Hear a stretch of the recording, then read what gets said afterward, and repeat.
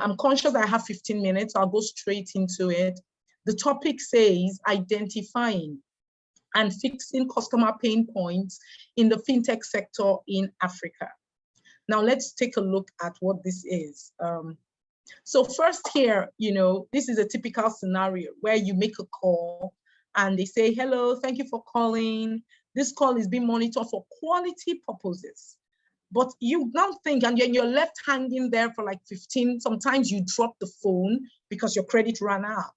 Now, the truth of the matter is, if this service provider you were trying to reach really cared about you, instead of taking time to play nice music, which is totally irrelevant to you at that point, they will actually ensure their processes are tailored so that you don't hang on for a long time, if at all. So that's just one joke around customer experience that we talk about it a lot, but it's beyond talking about it. You must look into how to identify those areas where your customers are having inconvenience and be deliberate to fix them. Now, another joke here says customer service is like, or customer experience, because of course, customer service and customer experience are not the same. We've talked about that here, but it is a major input into the whole experience. So I make a call, and if I understand English, I press 1. If I don't understand English, I press 2. Now, this is funny because if I don't understand English, I'll just be left hanging because I can't even understand what you just said. So this again speaks to the fact that our solutions, especially in Africa, must be tailored to the reality of the environment. And I'm really glad that a lot of people have been speaking around that. So my homework is more or less done for me. I loved when Ms. Ogunwusi was speaking about rough and tumble and how they understand that their African context is very different and how they've been able to differentiate themselves. That's very important. So back to it, what is a customer pain point? Now, the first step for you is to actually understand what your customers want. As any company that is serious about customer experience, you must start off by saying, what do the customers want? Now, you cannot assume this. You must actually be sure. And just to say, this is a critical input into your CX strategy. And for a company that's really serious about staying in business, this is a major input even into your corporate strategy. So what is a pain point? A pain point is a specific problem that your customer or prospective customer experiences during a particular point of interaction with you. So it could be even when they're trying to find out information on if you have their service. So going to your website or checking you out on Google and the information doesn't come out easily, that is a pain point. Or it's possible that they have now decided, I'm going with you, they've bought your product, they signed up, but starting off is sometimes never so smooth. That also is a pain point. But it could be that they are using your service, even their volumes are high, but they want to just add a new feature or take on a new product that you offer. And then there is a major bottleneck somewhere. That's a pain point. So just simply put, pain points are unmet needs waiting to be satisfied. And when I read that, I just got excited because you know what? If you do not meet those pain points, somebody else is going to come after and meet them. If you do not, you're not agile enough, and it's not just enough to meet them. We've talked today about the African customer. When Debbie presented the report, by the way, fantastic report, Debbie. I'm really excited because I shared it when you're doing the research with a few people in my network outside Nigeria, and I'm going to go back and say, hey, the report is ready. This is it, and it's an amazing piece of work. But back to it. Your pain points are unmet needs, just waiting to be satisfied. And you know what? If you can identify them and respond as you ought to, you are possibly unlocking a new line of revenue. A lot of businesses are thinking increase revenue, increase sales. But you know what? If we spend time uncovering and researching what our customers want that we are not yet doing, we will likely be unlocking a new area of revenue. And it usually is quite difficult for your competition to come and compete with you in that space because you probably have gone about it by leveraging something you already have. And that will definitely raise the bar of entry for competition. And this is everybody's dream, right? So let's go about it. Now let's look at fintech. So just trying to be disciplined to stick to the topic I was given. Unlocking pain points of customers, discovering them and addressing them in fintech in Africa. Now let's talk about the fintech space. the fintech space, I'm privileged to have been in that space for 20 years. It's very fast-paced, like we know. It has not always been fast-paced, but right now in the last year, very fast-paced, a lot of funds coming in. In the last year, over $5 billion of in foreign investment came into Nigeria, and over 60% went into some form of fintech. That is a lot of investment. So very fast-paced, high competition. Security is critical because you are dealing with financials. So you're not just saying, hey, I'm buying or selling something. People's monies are moving. Money is being, transactions are going on.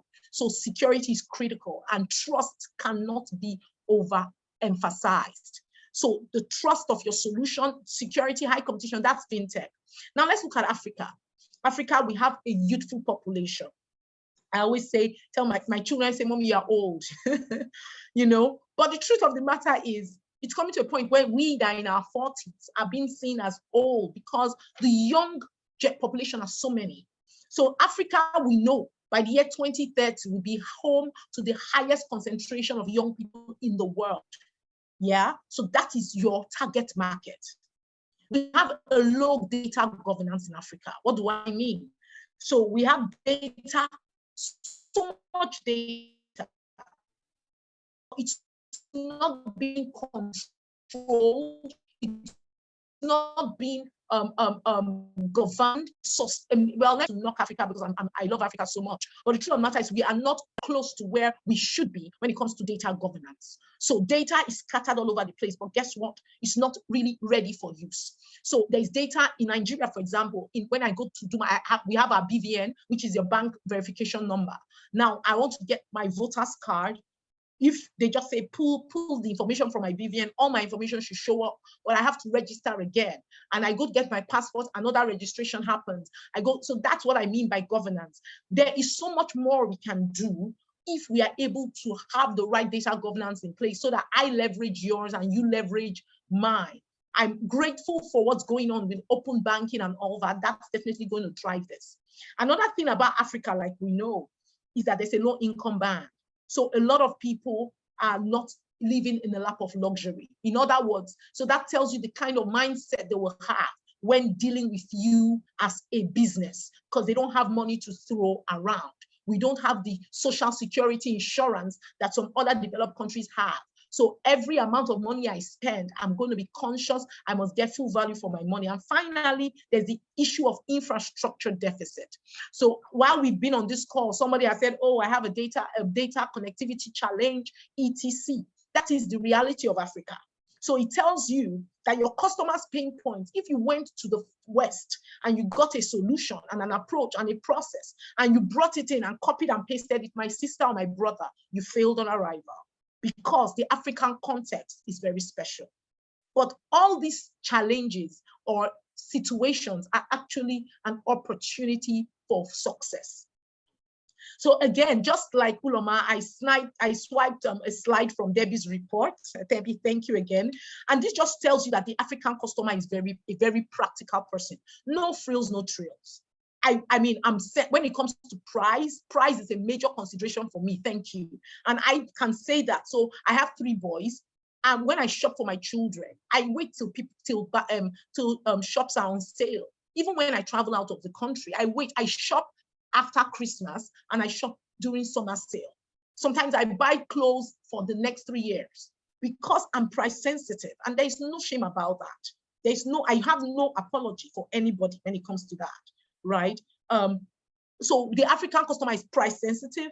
Now let's also understand the African customer expects quality. And this goes back to what I said, where because we don't have money to throw away. So your solution must be speaking quality and right price. Quality and right price. So, and these are areas that if you pay attention, you can unlock opportunity for your customers' experience. Now, let's talk of 4 types of pain points. Pain points go across process pain points, financial, support, and productivity. Well, now we see we're talking of uncovering pain points. When you talk of a process pain point, you are saying, oh, how easy is it for the process flow? I interact with you and I'm interacting with your finance team. Now I need to get something clarified with the customer support? Do I have to open a fresh ticket? That is a process pain point if I have to. So how easy is it for me to onboard myself?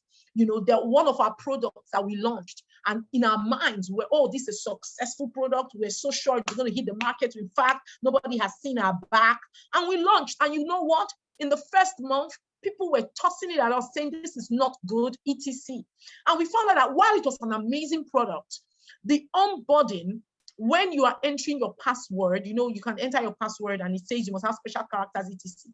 For some reason, the dollar hash sign was not, the dollar sign was not being taken, was not being recognized. So customers, and again, the dollar sign is one of the special characters that a lot of customers go to for use for passwords. So customers kept saying, my password is not being accepted. And we didn't understand until we had to check internally.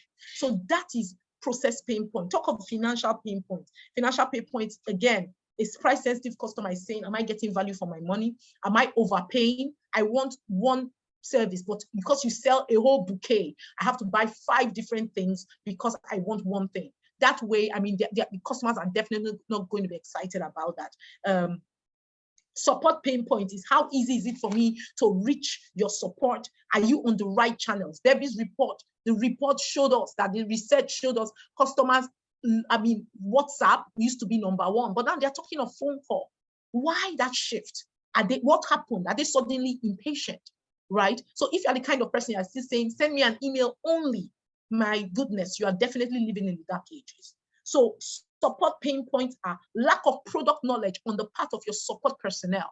How informed are they? You know, recently, again, we were celebrating one of our customer support executives, and the feedback from the customer was, this guy is amazing. Even when it's not his specific area, he's able to give me the answer, or he's able to send me the documentation, or he's able to connect me immediately with a colleague that can solve. So the bank, actually one of our customers, one of the largest banks, actually wrote and spelled out the reasons why this customer is a star staff. You know, so that is your staff having product knowledge, having process knowledge, being empowered to make decisions, and representing you definitely on the front line. And finally is productivity pain point. Customers are conscious of effort. What effort does it take for me to set up your service? You have to go here, go here, go here, fill 10 forms. I mean, come on. I mean, I'm not going to do it. It's over. The relationship is gone. I remember when I was trying to open an account, and I downloaded the forms. Personally, when it comes to process as a person, and I'm saying this, I'm quite lazy when it comes to process. So I filled all the forms. I just used my phone and took a picture of the form, pam, pam, pam, and I sent to my account, the new account officer. I'd already made my deposit, and the person said, oh, it's not clear. Can you scan one by one, change it to PDF? I told her, refund my deposit. I'm not doing it. I will not do it. And she said, oh, sorry. And before she knew it, she had to send someone to come to my house and sit and do that work, because I wasn't going to do it. I said, I don't have time. I'm not interested in that. But how awesome would it have been if I could just fill that form online, submit, and that is done. So you have to consider productivity from the customer's perspective. Now, these are pain point areas. And of course, uncovering these pain points will take you doing research, reviewing feedback, etc. But hey, it's very valid. Now, when you have uncovered those pain points, what next? I'll say that fixing those pain points, especially in the fintech space, must be done in the context of our environment. We are in Africa, guys. So we know that people will have feature phones.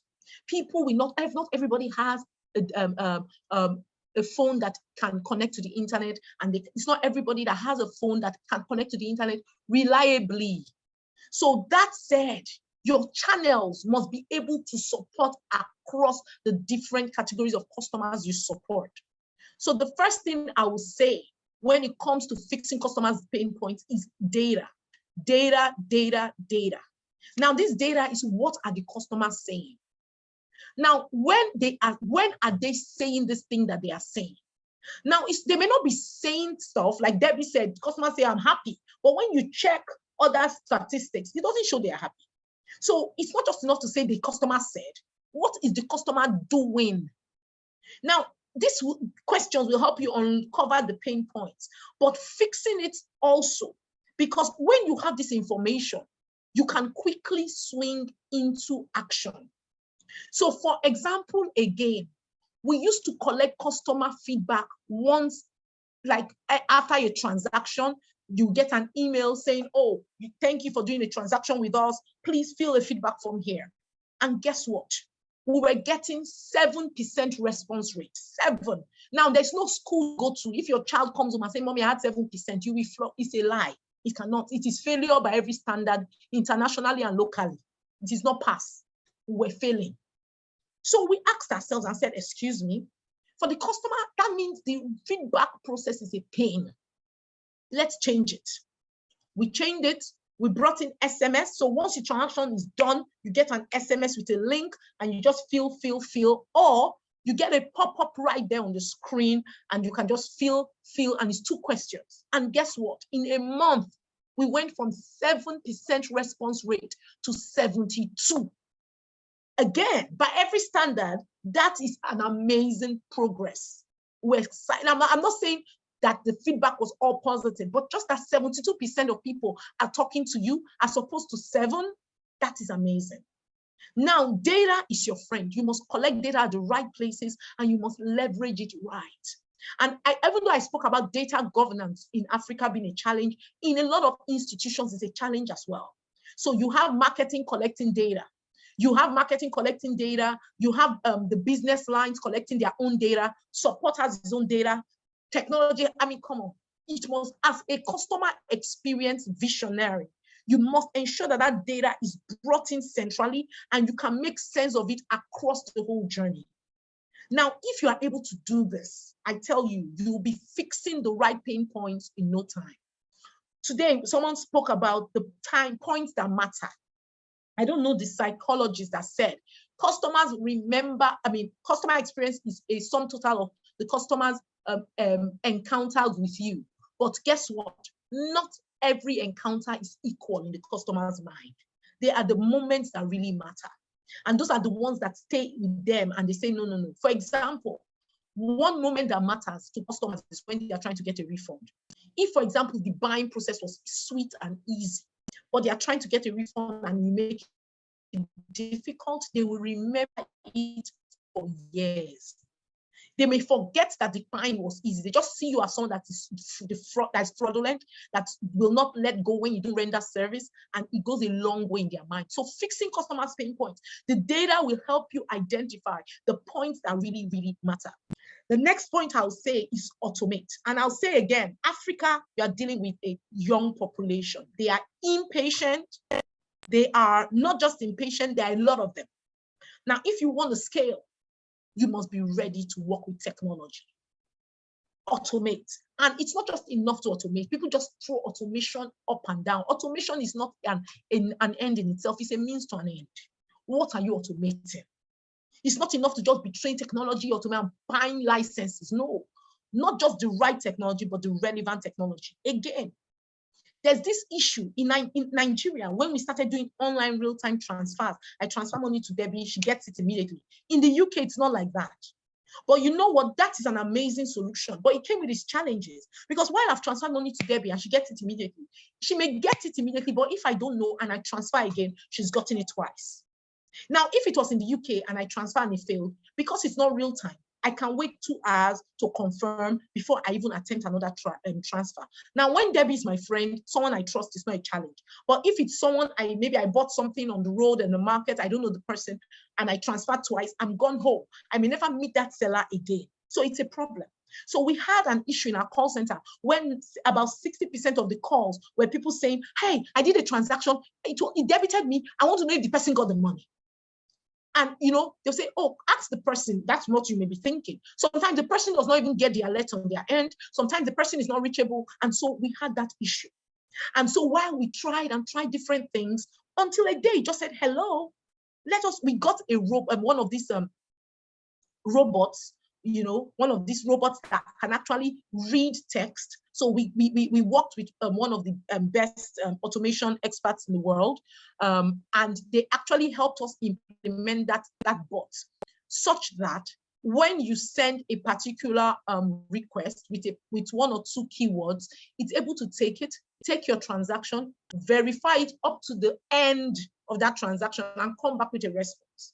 And guess what?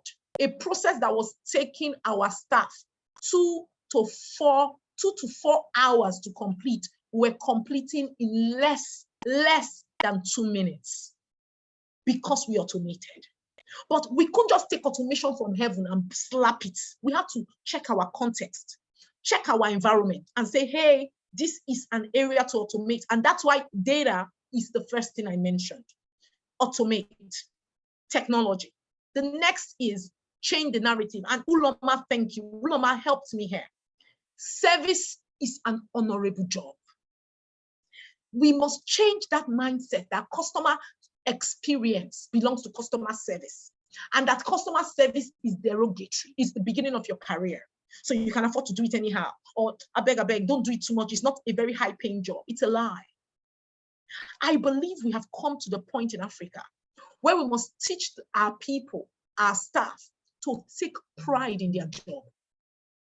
When you take pride in your job, you will do it well. And I'm saying this because, you know what? Customer experience is everybody's job. It's not the job of the customer experience. I'm chief customer officer at Intersway. But guess what? My role is very strategic. I just have 4 people in my team. Meanwhile, we are over 1,000 people. Is it 4 people that's going to deliver excellence for all our customers? Definitely not. So one of the things in my role is I'm running with HR. We are driving customer centricity culture. And employee engagement is the #1 thing we started attacking, because we knew without employee engagement, there's no customer engagement. But back to it, everybody's a CX officer, starting from the gate, starting from the call center, starting from the person at the reception, starting from the developer that built that app. If we can train our staff, and this must go beyond just the training, I sat in a room, they trained me, I went home. It must be the real culture. And what is culture? Culture is what we allow and what we disallow. Until companies rise up and say, you know what? Service is honorable and we must serve right. I'm so excited for Jumia Kenya for winning that award. I believe they deserved it, and because the customer said they did. So good job, Jumia. Keep it going. And I'm sure it's not an easy fit, considering the business they are in, selling, returning, dealing with suppliers, dealing with buyers, dealing with all kinds of things. But they are winning, and I'm sure they will do more. So in other words, as we address this issue of mindset, culture, raising the bar, it's not talk. It must be embedded in our culture. What do we celebrate? What do we honor? We give a plaque, or we give a promotion to somebody because he brought in business. Great. Do we give a promotion or a plaque or a handshake with the president of the company because a staff got a commendation that he went out of his way? Again, the keynote speaker mentioned that in rough and tumble, they have to go, that customer experience is about going the extra mile. Recently, I also understood that customer experience is really about emotional intelligence. Being able to meet the customer at the points that matter to them. That's really what it is. So in the fintech space, while we are fast-paced and excited to do stuff, without the right data, without the automation in the right places, and without the right mindset in our staff, then we are not ready to fix pain points, but we are. So I can tell you that we are working on this already. Thank you very much.